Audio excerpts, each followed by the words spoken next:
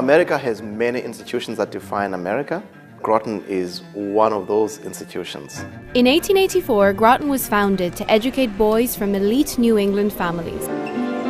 Its graduates are prominent among State Department, CIA, and American Public Service ranks. It is an independent school. We don't receive money from the government, supported by an endowment. An endowment of $350 million for its 380 co-ed student body. What would you say to people who comment that tuition is prohibitively expensive at a school like this school? I would say that they have a point. It is expensive. And by the same token, I would say that we are actually doing something about it. Makubela and his wife Vuyelwa came to Groton in 2013.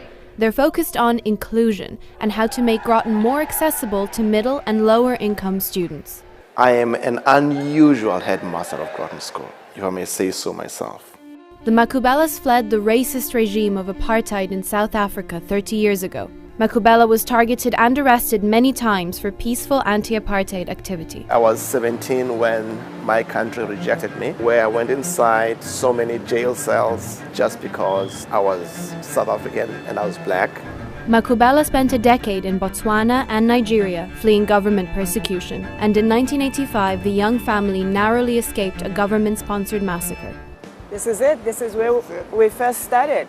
They came to America as political refugees, to this homeless shelter in Manhattan and their first apartment in the Bronx. For me, what this brings back is how safe I felt here. Having lived in a country where I wasn't safe, the people around here took care of us. More kids from neighborhoods like this should be given the opportunity to attend schools like Groton and similar schools.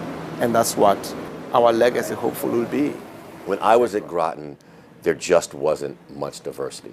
Timba's attempt to make every student feel not just comfortable, but part of the fabric of Groton is what's really different about where it is now and where it was when I was there. I think Timba, in some ways, is without reproach, for wanting and desiring to bring in or create a conversation at an elite American institution about diversity. However, it's not even clear to me that those students will apply to Groton because too long they've seen institutions like Groton to not be for them.